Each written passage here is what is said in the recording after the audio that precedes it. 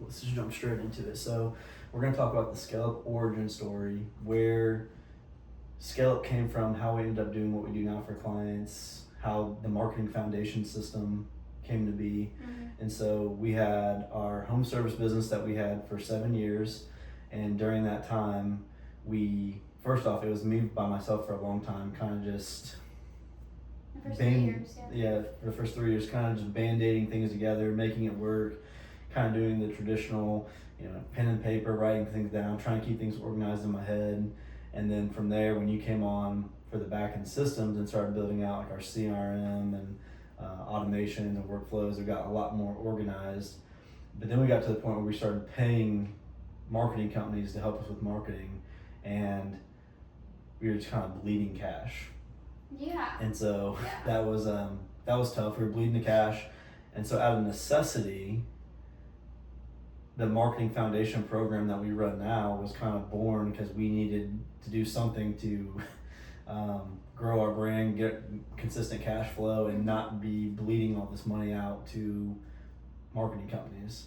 And so that's kind of where it came out of necessity, and then it grew into a business of its own.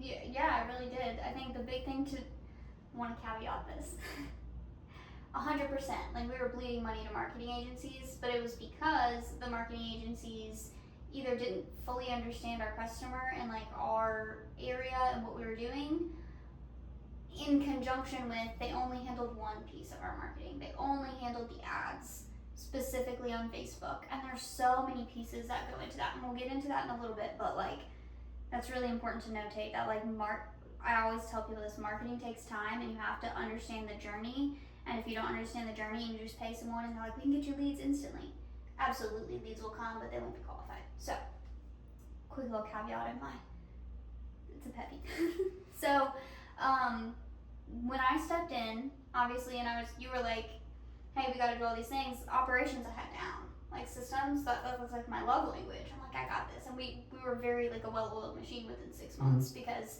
I said, okay, here's the software, here's this, here's that. Shameless plug for HouseCall Pro. I'm obsessed with it. I still set people up on it to this day. It's one of my favorite CRMs for the home service space. But we had all that going, and it was the marketing piece that I was like, okay, my background is in business, like analytics and IT and all that stuff. Like, again, systems oriented. I'm heavy on the data and the numbers and all that. Like, surely we can just find a company to do these things for us. We did. We went through 3 marketing agencies and 2 SEO agencies, and it was horrible. And like for many reasons, some just wasn't a fit. We had one marketing agency that was phenomenal. We were just like, it just wasn't working the way that it needed to work, and we had already bled out so much money at that point where like we can't give it another 90 days. So I said, let me figure this out. And I was like, surely I'm smart enough. Like, we can do this. And that's when we started testing things. I think, no, this is what started it.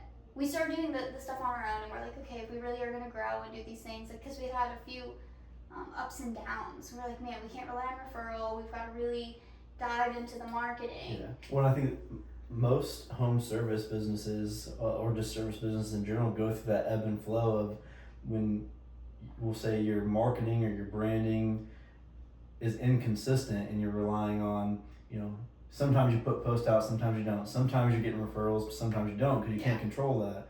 And so when you have an inconsistent thing that you're doing, and you have no, they call it like a marketing engine on the back end that's consistently going and growing, then you're going to have those big swings sometimes where it's like feast and famine that many people are accustomed to in, we'll say, like the trades or even like the service space, until they reach a certain level. Yeah.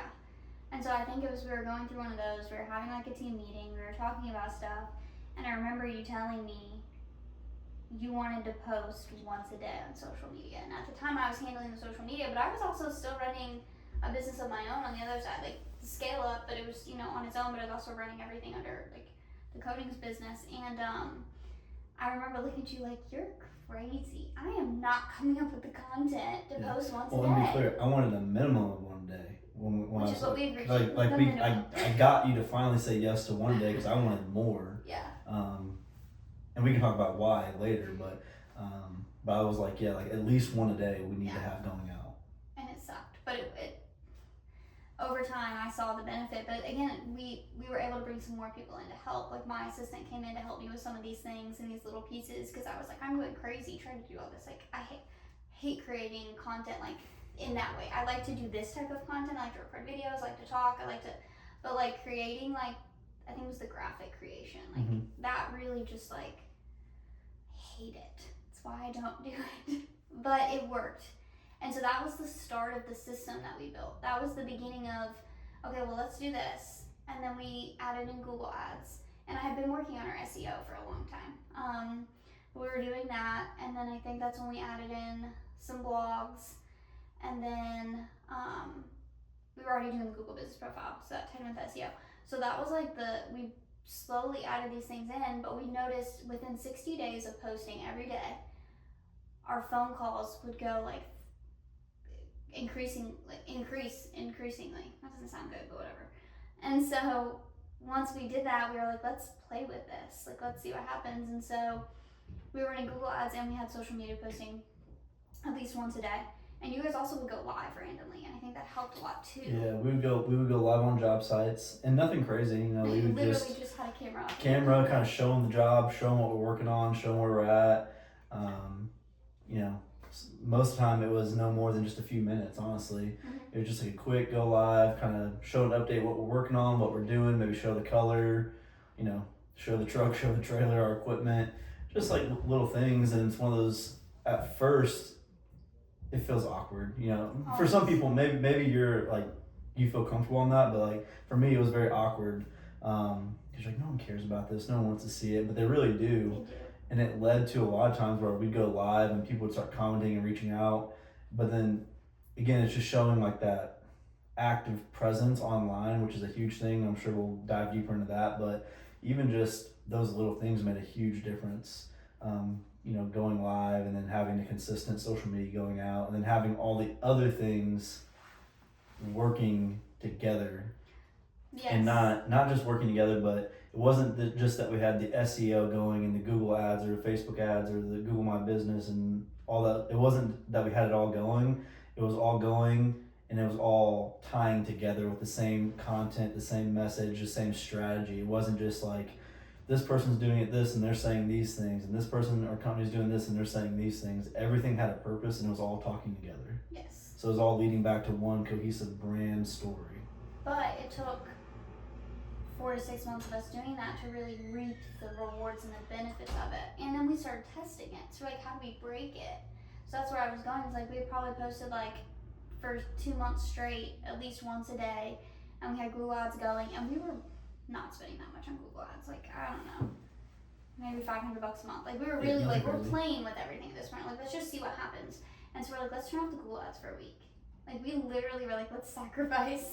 Like, looking back, I'm like, we were like, let's just cut the revenue, let's see what happens. And like, we did notice a difference, a dip, but I think we actually noticed a bigger dip if we didn't post once a day on social media. And like, there is no data to connect Facebook to Google Ads, but it all flows and works together and sync, and it just, the ether is what I call it. And so when we slowed down our posts on social media, it did slow down our calls on Google. And when we increased it, and we did this multiple times, because I was like, this has got to be a fluke. But whenever we did that, it really did make a difference. And so doing those things and posting, as much as I hate to say you were right, like, I was like, it worked. So it was just proof of like, okay, this works. And then that was when you had told me that I should do this for other people, because you're like, this works. Like, you need to offer this to some of your clients. And I was like, well, this sounds like, this is a condensed version, so it sounds like this happened quickly. Like, this was over the course of like 2.5, 3 years. Yeah, it was a very. And so it was, again, it was okay, what happens if we don't post as much? What happens if we stop, you know, the ads, or we, you know, SEO is kind of more long term, can't really turn that off. But the things that you can slow down or, you know, rev up, what happens when we change these things? And so it was like a process of 2.5, 3 years. So it sounds like it happened quickly, but it wasn't a quick process. It was a long process that took a while. It's a 5-minute rundown. Yeah. And so that was one of those things, and that's one of the things that I think that's so important for, like, when we're working with clients now, but even just like people who are in, we'll say, like home services or just the service industry in general, is keeping in mind that this isn't a quick process. And I think this is what got us into trouble and really hurt us when we were starting to work with marketing agencies. A lot of them, they were just trying to get us a quick lead for a quick buck. Yeah. But the problem with that is from there, we weren't thinking about our brand. We weren't thinking about the customer journey. We weren't thinking about, when you're doing it that way, everyone's fighting for the same 2 or 3% of people who are ready to buy now. And so that means it's expensive and you're fighting a lot of people for it. And obviously we need cash flow. We have bills to pay, and I understand that. But when you can play a longer game, then there's 97% of the other people who are going to say, they say no, but we have to think of it as a not now. Yeah. So how do we, we saw this, and we see this with clients now, where it's like, you go out and you try to sell the lead and they say no, or they're like, oh, not yet. And then they just kind of let it go away.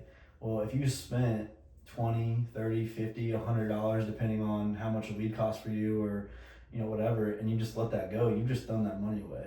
Instead of putting them into a, we call it a nurture sequence, but basically just making sure you have a process to follow up 3 weeks from now, 6 weeks from now, 3 months from now, 6 months from now, 12 months from now, 18 months from now, and just keep your name top of mind. Because sometimes it's, hey, I want to get this done. My car just broke down. Now I can't do it. And now in 9 months when they're ready, if they were still thinking of you, they'd say, hey, I'm good to go now. But 9 months later, you've never followed up with them. They've forgotten about you. Not even 9 months, 2 days later. 2 days later. And so now they go to the next person, and you just lost out on that business. And we had people who came to us, I think the longest one I can think of was like almost 18 months later. I was going to say 2 months. It's like they came back and, hey, we're ready to do this now. We were like, oh. And it's like, oh, sweet, awesome.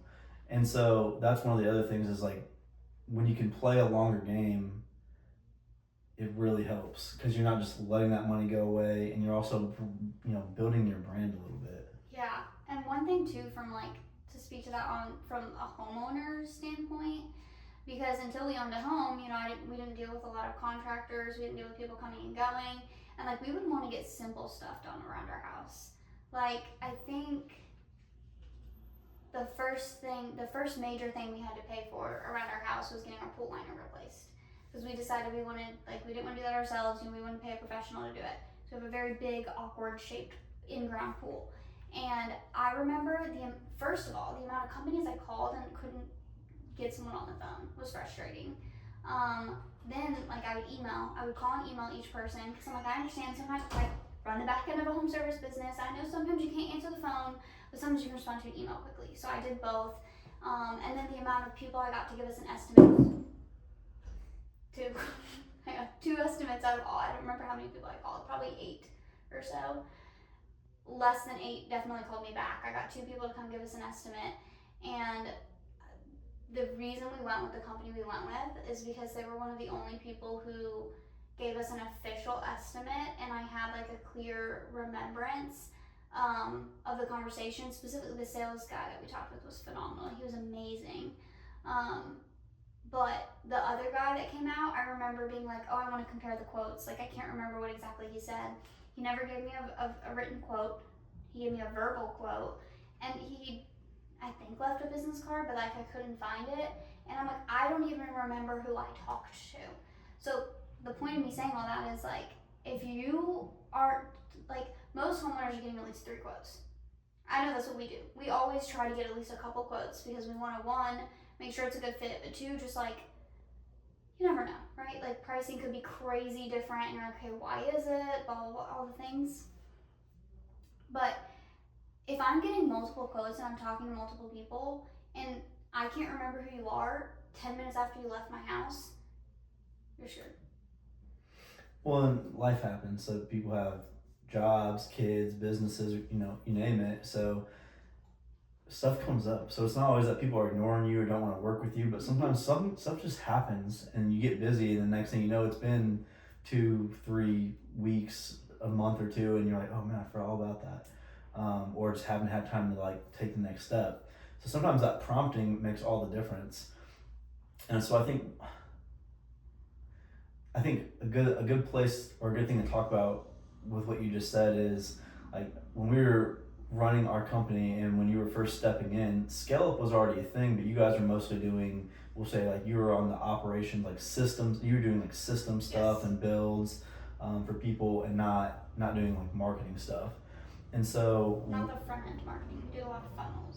yeah, and so one of the big things, especially in home services, and we hear this all the time, and we see it, and I was bad about this too when I first started, but it was, you know, someone would call you, set up a thing, yeah, I can come out tomorrow, I can come out in a week, I can come out in 2 weeks, and then that was it. You maybe or maybe didn't get like a follow up text or like if they have a CRM, which I did when I first started, of hey, you're scheduled for this day or anything like that. It was just they said they'd be there, and then you just hope they show up. And like as a business owner, you're hoping that they remember that you're supposed to Yes. come in 48 hours, 72 hours, in 2 weeks, whatever it is. And so then you just show up at a certain time. And so there's just like a lot of it's thrown together. There's no organization. There's no real great communication. And so like we hear this from homeowners all the time. Well, they're supposed to come out, 2 days later, they never showed up, or they're an hour late, or they called me 4 hours after they're supposed to be here and rescheduled for the next day. And then, so all those different things that are just unprofessional and doesn't add to the experience, or like what we call the customer journey. And so like what we started doing was, great, we have an estimate scheduled in 3 days. They'd get, you would set it up and they'd get basically a reminder, hey, we scheduled this for, They would get a text with the details, they would get an email with the details, instant. The software did that, and then they would get a 24-hour reminder. So if it was under 24 hours, they wouldn't get that reminder, but anything they over, knew it was coming the next day. And then when we were on the way, we had a little button where we'd hit, like, we'd click it would say, you're en route. You're en route to the thing. I think depending on the person's phone, like some people could even see like a picture of us. So they knew who was coming to their house and everything, but if not, they at least had a name, a time. When we were on the way, we'd put on the way. And so we had all these different things in place to make them feel more comfortable, make us look more professional and organized. And those things made a huge difference. And that's, again, a lot of times we think of it as like, oh, our business operations, our marketing, our, whatever you want to, job site conduct or installation. Like we think of these things as separate things, but it's all together. It's all one engine. You have to treat it like that. If you take your tires off your car, you're not going to get very far. If your engine doesn't work, it doesn't matter how nice the seats are. Like it all has to work together. And so if you have that system in place, when now all of a sudden they feel confident, at least, that you're communicating, you're over communicating, they're seeing all the details, they're being reminded that they know that you're on top of things. They're not worried that you're, I've heard other people say that, like the term like chucking the truck. Yeah. Like, oh, you're just like the weekend warrior who's gonna show up, you do this kind of on the side part time, and look, that's where I started, so there's nothing against that.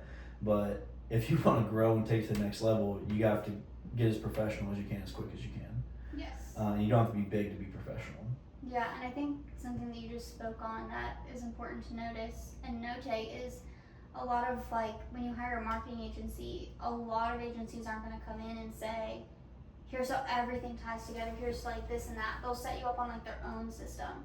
So for example, like we worked with a few marketing agencies, and what they did is they set up our lead flow, but then they connected us to a new phone number within a new like follow-up sequence, because I think at the time they couldn't even connect to our CRM, like just software limitations from, it's crazy, it was only 5 years ago, but it feels like light years ago with the softwares. But my point is, they were doing all these things, but like it was like its own wording, like their wording, their this, their that, and I'm like, it just didn't like flow into our system. And that's not necessarily wrong. Like that's like pretty industry standard for most marketing agencies to like, we do just your ads, or we do just this, or you pay like huge amount of money for us to like handle all of it. And so the reason we do all these things is because I know I can't get you the best results possible without doing all these pieces connected together. I know if I just run ads for you, and I have some clients who we only run ads for because that's all they want, and I'm like, that's totally fine. I recommend this, but like we can just run ads. You're still gonna get results, but it's just not as good as we could do here. And that's fine. But the point is, there's a huge benefit to the way that we run all our systems together, because we're leveraging a follow-up sequence inside of your CRM. We're connecting all of your people directly to your CRM, and we create a follow-up sequence based on you and your brand voice and your company and how you do things. And I recommend cadences, but if you have a specific cadence you've seen work for your customers, What does like, that mean? so a cadence would be like how frequently we're following up. So 24 hours, 48 hours, 2 weeks, 2 months, whatever it is. Every industry is a little bit different on what makes sense. If it's a luxury thing, we don't need to do as many follow-ups quickly. Like coatings, we would do a couple quick, and then we'd spread them out. Because if someone's not ready right now, they're not going to be ready in a week. If you need your roof replaced, you probably need more quick cadences because you need your roof replaced. So you're like on top of it quickly. But that was one thing that I think we chose to do because we were operators first. We were in the thick of it. We were on job sites. We were doing estimates. Like we were doing those things first before we developed all of these marketing and these systems and pieces. And I think that's why it was so beneficial and it worked so well, because we understood the way that the industry and the business operated before we worried about the marketing. So we were very clear on the customer journey. We were very clear on who our ideal customer was. We knew exactly like what we were looking for, and because we had those pieces squared away first, our marketing dollars went further because we knew where people were going and how things were being handled. Like we had follow-ups and things for leads and estimates and jobs before we were putting money behind it. And I think that's a big thing that a lot of people just say, oh, I need to grow, or I need marketing, or I'm a new business. You're a new business, guess what you're doing? All of it. Your boots on the ground, you're going to all the events, but like you might have to put money into marketing too, but just know that marketing money isn't going to do as good as the business that's doing $500,000, $1 million, $2 million a year, because they have established practices and established systems. And well, but not even the brands, just the pieces to make a business operate smoothly. Well, and I think like thinking, you said we think like operators because we are operators, and so I think sometimes if you're working, it doesn't matter who you're working with, they get siloed into like, well, like we do marketing and like this is why it's more important than all this other thing because it's this, or we do SEO and this is why it's more important than all this other stuff, or you name it. It's like you feel like, well, this is like the thing, and you're kind of siloed in because that's what you're good at. Whereas like for us, like we are operators, we run businesses, and because of that, we try to look at things from a totality, not just getting stuck in that individual silo. And so because of that, I feel like that's, we're operators who built a marketing system out of necessity, and that just turned into a business organically. Yeah. And because of that, that's why we look at the things that matter. So it's not just that you need to get leads, you do need to get leads, but then how do you, if you can't convert right away or you don't convert right away, well, now how do you take them through a process that's going to not let them just drop off and waste your money, but it can grow with that? But then also, how do you build that whole thing? Like how do you make your depending on what you do, like if you're a home service and you're going to people's houses or you have a physical location, how do you make the experience in the brick and mortar or on the job site, how do you make that professional? How do you take them through an experience where, I heard this today and I like the way this was explained, because I feel like this is how we think, but I never associate it like this. But if you're selling something, like if you're selling a bottle of water, like a lot of times, we'll use landscaping since we're talking about home services. If you have a landscaping company and you are sitting there saying, okay, what are all the other 4 big landscaping companies doing in my area? Well, now you're comparing yourself to them because those are your competitors. But the problem is we don't live in a world where people think of it as, they're not comparing their experience or their service just to you and your competitors. They're comparing it consciously and subconsciously to every interaction and every perspective they have with every brand, product, and company out there. So how does Amazon deliver? How does Walmart Plus deliver? How does, if you go buy a water from Fiji or Great Value or whatever, what is the experience and all that? And they're comparing you to that. If they go to a great restaurant and have a great experience, well, now they're going to know what it's like to have a great experience. And even though you're a different industry, you may think that doesn't apply, but it does. And so when you get locked into saying, well, we do it better than those guys, well, you can't just compare yourself to the people in your industry. You have to say, man, this plumbing company, they have a great process. Like they can't work with me. No one in our industry does that. How can you learn from other industries or other products or other businesses and implement it into your industry? That's how you take your experience and your service and your delivery to a whole different level. Because just because the other landscaper doesn't use that type of technology or doesn't do those type of things, guess what? That doesn't matter. Mm-hmm. If you just try to do what they do or do a little bit better than them, you're gonna cap yourself on what you can do, and you're also gonna think too small. And so like you do want to pay attention to those things, but that can't be your end all. Right. You have to think about as like a bigger picture and bigger than just your industry on how can you innovate, how can you do different things, what can you change. The industry we came from, it's becoming more and more professional, but it was not super professional. And like there's trades, and a lot of this is being pushed by private equity, but there's lots of trades that are becoming more, painting and things like that are becoming more professional because private equity is getting involved and they're putting systems in place. They're putting like they're professionalizing the industry. Yeah. Some people don't like that, but you know, like what we would say is, how do you operate like a franchise but deliver like a mom and pop? 100%. If you can nail that down, like you're gonna be light years ahead of everyone around you, and in every home service space, so to say. And I know like it kind of flows into that, but I know a lot of our clients, they're 50s, been in the trade a long time, and they're like, I need to figure out what I'm doing. I need to get into this digital age. And there's some of the people that I talk to, I'm like, no, I've been doing word of mouth referral for years, I'm fine. You're fine for now, but eventually those referrals are going to slow down, they're going to fade out, and if you have zero digital presence, you are screwed. If you're a business that started in the last 10 years and you don't have a digital presence, you're done for.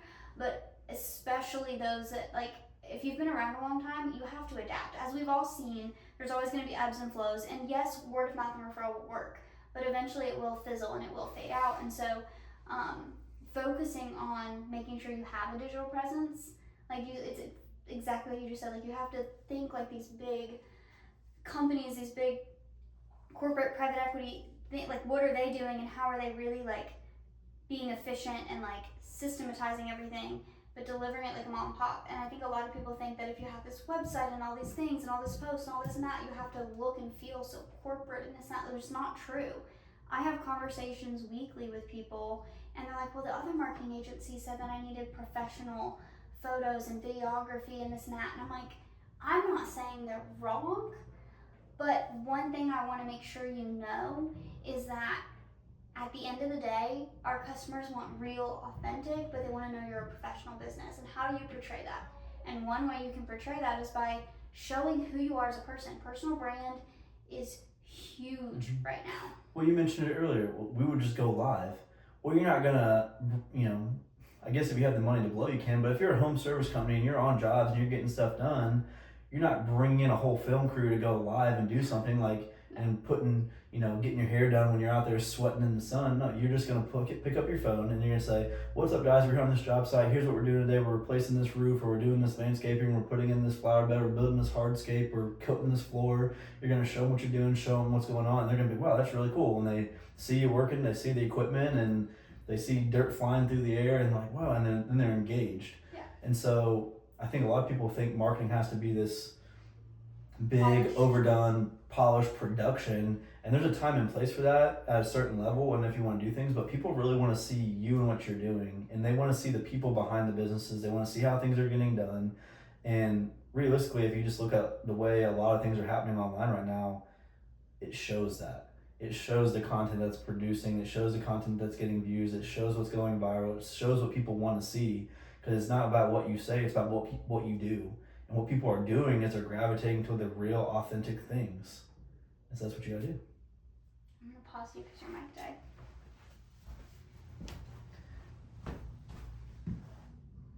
Turn on the other mic. Technical malfunction. I was flashing just a second ago and then I looked in. I have a thought though, so I'll start us back up because it flows into what you're doing. Yeah, content, like, people assume that with marketing you have to have, like you said, like polish and all this crazy stuff.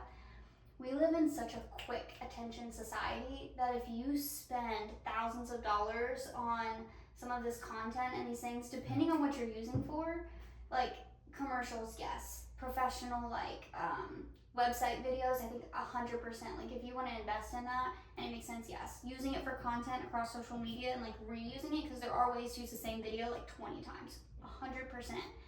But we need to be posting so much this day and age. So I was just talking with a guy, we're talking about 2 weeks in a row now, but one thing he says, one of his friends has a business and it's doing like, it went from in a few years of doing like $1 million a month, $1 million a year to like $1.5 million a month.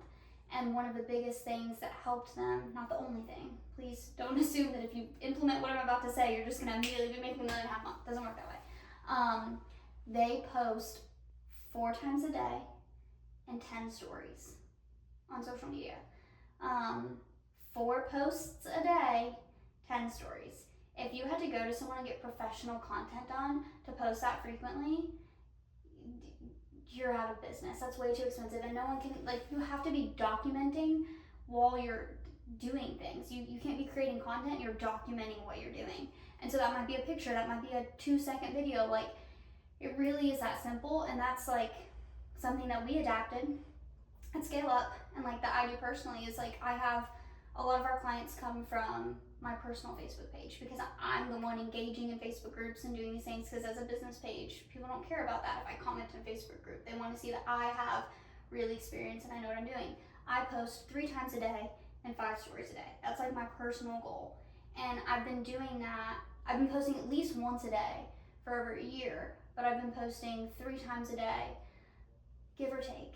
I think like 4 or 5 months. And we have seen the benefit from that, because what it does is it keeps you top of mind. People are like, oh, but no one's liking and no one's commenting and there's no engagement. Do the likes and the comments bring you clients? Do they bring you customers? Because last time I checked, if you go viral, it doesn't mean that you're going to just automatically have more people. You're just going to have more attention. Right. And sometimes that's good. I'm not saying attention it's not. is important, but like you said, if you're getting, well, I didn't get 50 or 100 or 1,000 likes, and those are like the vanity metrics that a lot of people will focus on sometimes, but like, we care about revenue. And so, and like a great example of this is, you are finishing up working with a client that followed you for like a year or a year and a half, never liked one thing, never commented on one thing. They were on what we would call the invisible list. We don't know who they are, they're invisible to us. Then it turned into a really nice contract for a couple months while you're doing a project for them. Yep. And so that's the thing, is like, people don't always see it, and you hear like, how am I going to post once a day? How am I going to post 4 times a day or whatever? And there's ways you can do that quickly.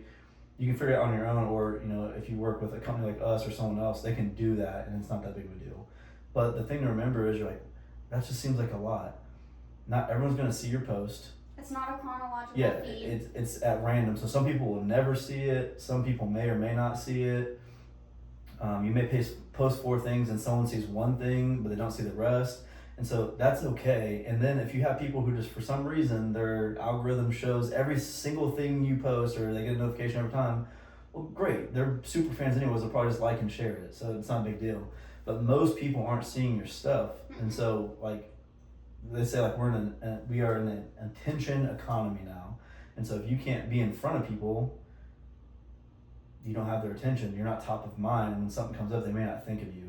And that's why, like, obviously we don't handle any of this, but that's why billboards are still so effective.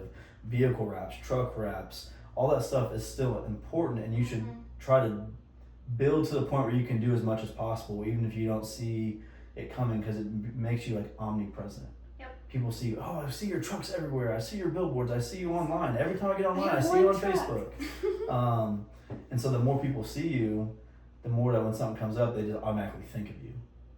And so that's a huge thing. And I don't know, I think that's the hard thing for sometimes people to grasp, because they just don't think it's that big of a deal, or they don't see how it can be that effective. But it really does make a world of difference. And we see that with our clients, and especially because we don't just have local clients, we have clients all over the country. And we see it works the same everywhere. It does. We modify of course, the brand voice and some of the keywords. Like, I have clients who are in coatings here, I have clients who are in coatings in Connecticut, I have like all over, and like some of the things that trigger people here do not trigger the people there, and you learn that through knowing the ideal client, knowing who you're targeting. But that should be done in any marketing service anywhere. But at the end of the day, the system and the things that we are doing regularly are the things that work and convert and get attention and clients and leads and all the things. And it's normally the simplest things. Like, I will say, one thing I would challenge people to do is if they're unsure, if they're like, I don't know if I want to work with someone who does marketing or marketing agency, or just scared, like, everything you do, you should test for 90 days. Like, we try to run a 90-day test on all clients. So, for example, if they want to tweak a strategy or we want to try something, I'm like, you have to be willing to commit to 90 days. So, like, if we're going to up your posting or use whatever it may be, like, 90 days is like, you got to be willing to give me 90 days so I can give you data. And 2 weeks is enough time, 30 days is enough time for the algorithm and everything to pick up on it. So, if you can post once a day, just once a day, I'm not telling you to post 4 times a day. If you can post once a day for 90 days and shoot for 3 to 5 stories, you're going to see an increase. But don't be crazy with it. Like, the top performing ad for most of my clients, obviously the copy is a huge part of it, but the image is a picture of one of my guys behind a grinder. Not even a finished floor. Like, so many. Just a random job site photo. Typically, the best performing ones are also with the owner. Again, personal brand, owner-centric content, that is what I tell people. So if you can post some of those things, like, literally get on a job site, grab your phone, take a picture of your equipment, take a picture of your truck, take a picture of some of your people in front of the truck. Like, be fun with it, be funny. Like, do not go crazy, and then put like a funny caption or a fun caption. You don't even have to go into AI to like write these really well thought out things, because people, they do and they don't care. But like, if you can do those things and then come back to me in 90 days and just tell me, like, did you see a decrease? Because I guarantee you see an increase, because you're more top of mind, people are seeing you. Like, when I started posting multiple times a day, I go to random networking events and all these things, and someone's like, I know you. How do I know you? I see you on Facebook, or man, I see you all over Facebook. And my only like comment back is thank you, because that's my goal. My goal is that, like, every time you open Facebook, you see something that I'm doing or that I posted.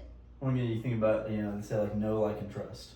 And so that's another way to just expedite that, because whether we think we do or not, the more we see people, the more we trust, or the more we see people and the more we are watching people, we tend to at least feel like we know them a little bit more. And then depending on what they do, we may or may not trust them. Right. But that's up to the individual. But that extra exposure goes a long way, because you're just expediting that process. Or like the touch points, like you call it in like marketing, whether that's physical or online. People have to either interact with your brand so many times before they're normally going to make a buying decision. Very few things are like, you see it, you buy it. And especially when you get to the more higher ticket things, with the exceptions of, like, we'll say like emergency things, like if you have a pipe burst in your house, then you have to, that's expedited. But other things, like if you want to redo your landscaping or add some hardscaping or build an outdoor patio or coat your floors, whatever it is, typically you have some runway before you have to make that decision. Yeah. So you're going to have touch points, and you're going to have to be the company that they see the most and trust the most. And sometimes it comes to pricing, that's okay. There's always a good, better, best option. Yeah. But like, once you know your customer avatar and everything, you just talk to those people. Yeah, it's really, I feel like we make it sound really easy. There's a lot of things that have to happen and a lot of steps to get to it.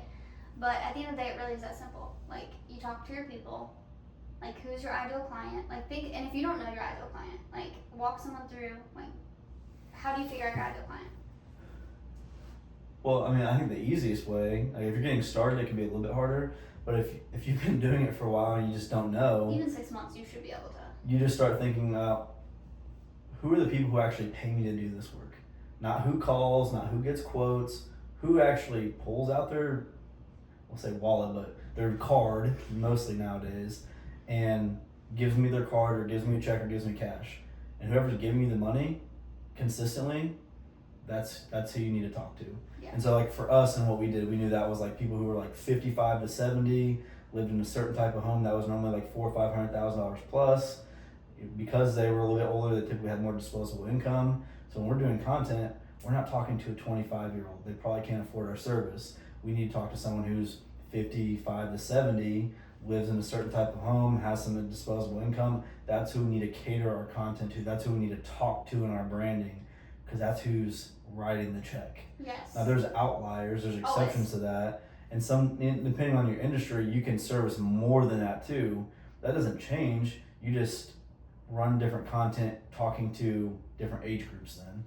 And so you know that too. Like you don't want to, if you're doing landscaping, well, there's people who might be willing to pay you who are 30 years old. There's people who are 70 years old. So you can make different pockets of content to talk to different people. Yeah. But again, it depends on how you want to do it. If you just do, hey, it's $80 a cut or $85 a cut for us to come out and cut and blow the yard and edge, well then you can kind of cater to that. But if you have like a higher end membership or hey, we just charge you this, whatever it is, $450 a month, we handle everything year round, well then you might have to say, okay, now we know we have to go towards a little bit older crowd or people who have more disposable income, and you can talk to them a certain way. And you just start to learn that. Like, even if you just do it for, like you said, 6 months, a year, if you've been doing it for several years, you've never really paid attention, you know who pays the bills. I like to think of like, who's my favorite? Again, this is once you've been doing it a little bit longer. Who was my absolute favorite client to work for? Who made it so easy and was just such a joy that if I had 100 of them in front of me, it would just be like a no-brainer. And I can name 2 clients that we had right off the bat when we were doing coatings, that if I could just get them like that every single time, those 2 people, and both of those people used us at least 3 times, which was wonderful because that doesn't typically happen in that industry. It's normally a one and done. But when you get situations like that, you know, one, what they want, what they like. Again, they make it easy. They're like, okay, just send me the invoice, I'll get it paid. The process is easy. Like when it feels that way, you're like, okay, they're good. And then take it a step further, and like if they don't tell you why they needed your services, say, hey, like what was it that made you call us? Like why was the reason that you needed, in this case, like your garage coated or your patio coated? And because everyone has different reasons for wanting it coated, but you can also say, okay, so almost all the 50-year-olds, I'm going to make this up a little bit because I don't have this data off the top of my head, but all the 50-year-olds said they really wanted it for aesthetic reason. They just wanted it to look pretty. Like they really wanted their garage to feel like just a really open, welcoming space when they came home. But maybe all the 70-year-olds were like, no, we need it because we need slip resistance because we fell one time and the garage was really, really slick. And like we know that this will help with that, and like we need it for safety reasons. And you can start to pick apart like, okay, this is the ideal customer, but we can even segment even more, which is what you were talking about a second ago. Like we can segment it even more so that all your content is talking to those people. So that when they are scrolling or they see your ad or they're searching you, they're like, oh, that's the problem. That's the problem I'm having. They have a solution for my problem. You're actually doing like sales psychology before someone even calls you because you're mitigating the factors that would prevent them from either doing the service, or I don't even know how much that costs, that's probably too expensive, or whatever it may be, like all these different blockers that people have. But like if you can be doing that with your content, it makes it a lot easier when someone gets on the phone. And that's what I've had happen with me with multiple people. So the guy who I've been working with who followed me for a year. Like I looked back and we'd been Facebook friends for a year, and I looked at my phone, I'm like, I don't see him liking or commenting any of it. But like when I got on the first sales call with him, I assumed I was gonna have to sell him, right? I'm like, I don't know who this guy is. He randomly reached out. Oh no, he knew everything about me, and not in a weird way. He had done his research. He knew what I offered, what I did, that we sold our business, that all these different things. And so like when I gave him the proposal, he was like, yeah, that sounds good. Can we tweak this? And then tell me like where to pay. And I had that happen multiple times in the last month with people who had searched me. They didn't follow me, but they searched me and then they did their research. They were like, oh, I saw this content, I saw this video, I watched this because I had the content available. Then as soon as we talked, like that level of trust was already started because they knew I knew what I was talking about. I had proven data and results that I had out there. And you can do that as a home service business too. Like you can 100% do that through testimonials, through regular content, through educational content. Like it's really easy. And you can all do that by yourself. Like you can pick up your phone, you can record it, you can make stuff, like you know how to talk about what you do. Just pretend like you're talking to someone and educating them on like the service, and then there you go, there's your content. Yeah, well, I think like you said, it doesn't have to be crazy. Like obviously and even with coatings, like we would think through like the sales psychology of things, and that's the kind of stuff we were doing back then. Is like, okay, if we do this now, like what's it like? I always used to say like I want the job sold before we do the estimate. Yeah. Through like our branding, through our communication, through like company profile, like all that different stuff. I wanted them to pretty much be like, unless they just show up and suck, this is who we're using. Like our job was to go measure everything, make sure we actually do the job, and then just not do anything that would make them not want to work with us. Because by then they pretty much knew they wanted to work with us already. Yeah. And so we would think through those things, but you don't have to get crazy like thinking through that right away or thinking through like doing market research on like it's just like you intuitively know these things already. Mm-hmm. Who do you work with? Who do you like working with? Not just if I had 100 of these clients, but if I could only have one type of client the rest of the time I had this business, who do I want to work with? Mm-hmm. And then you just talk to those people. And then again, it doesn't always work that way, but if you can try to filter it out that way, it makes a huge difference. And so those are just like easy things to do. And even like you said, it doesn't be crazy like creating all this crazy content or anything. It can be like, hey, we're changing out this HVAC unit today because of this. This thing broke, so we have to redo this. This is the one we're putting in. Here's why. Because it's, I don't know much, but instead of like just turning on or off. Capacitor is broken. Yeah, right. Like instead of just turning on or off, it has 6 phases, and it will ramp up through the phases, so it keeps the, I might be completely wrong, keeps the wattage down or whatever. Yeah. And so because of that, it's energy efficient, and you can save this much money or blah blah blah blah blah whatever.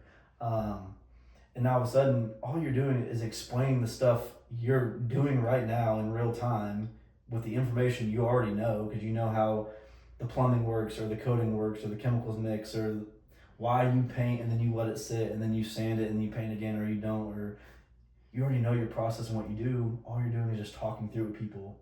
And it seems boring to you because you do it each and every day. You're an expert. But to the people who are wanting to learn, and especially I'll say like if you work with an older demographic, but really anyone, they research stuff.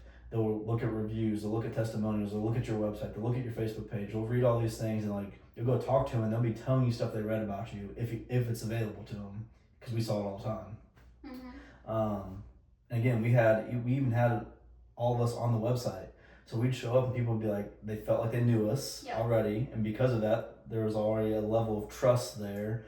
And then they'd ask questions about people who weren't even there at the estimate because they saw them all, oh, what about this? Oh, like they said like they had this many kids and just different stuff. And like, you don't have to give names and personal information, but when they feel like they know you, they trust you a little bit more. Yep. And then that automatically with that rapport leads into a better experience. There's less sales resistance when you get there. It's just a better experience. And you convert better, and it works really well. It does. I mean, we're proof of it, but I've also implemented it with my own clients, and like they see the same thing, the same benefits.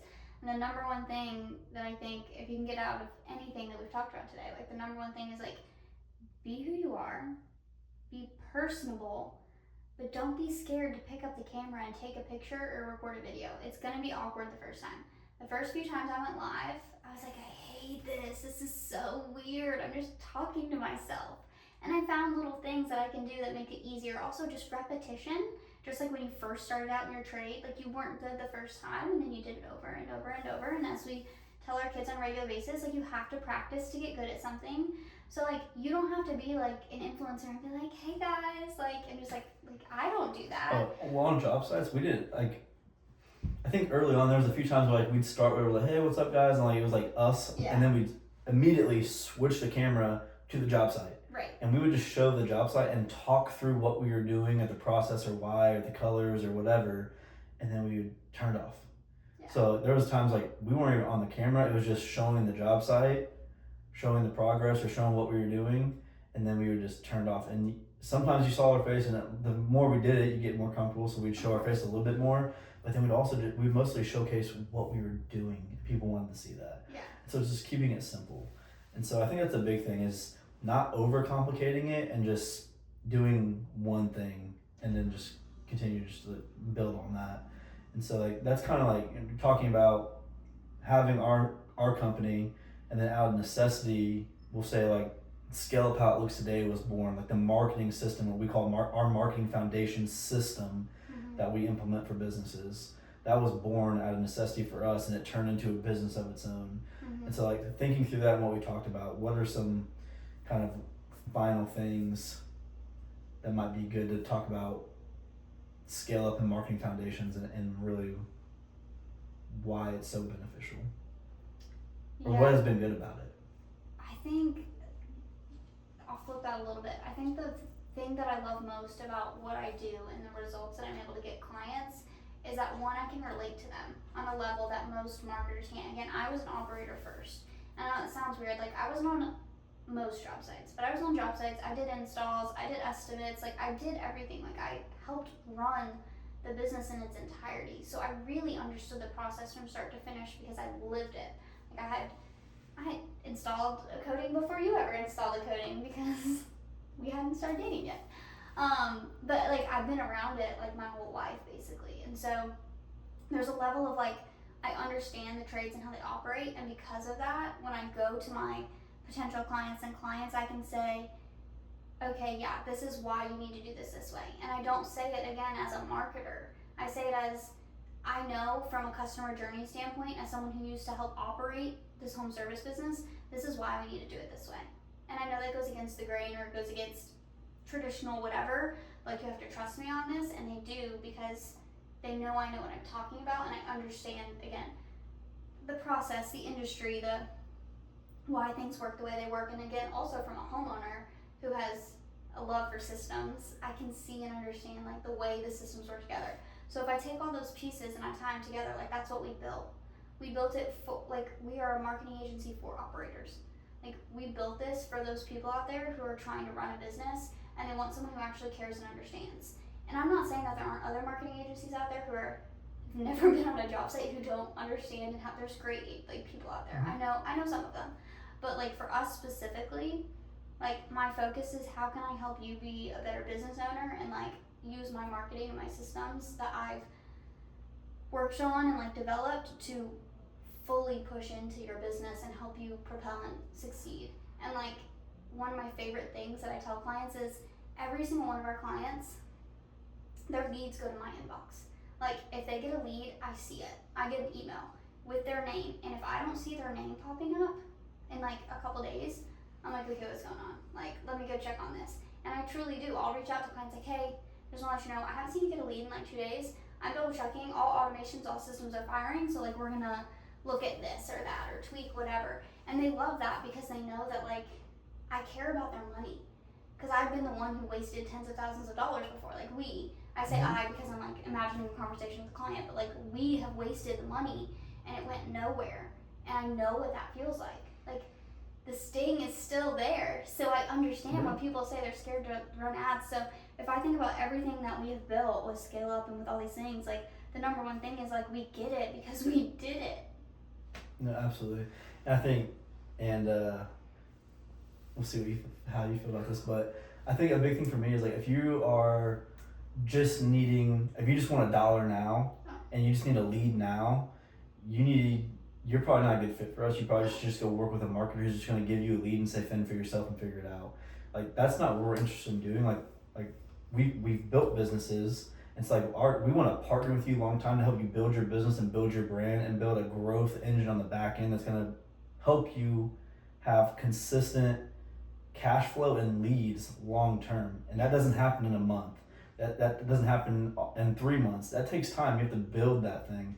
And that can be 6 months, 9 months, 12 months. Like we want to work with you long term and partner with you to build a brand. If you're just trying to get a lead now because you need $1 today, go find someone who's just going to take your money and then say, hey, I'll get you leads. They may or may not be good.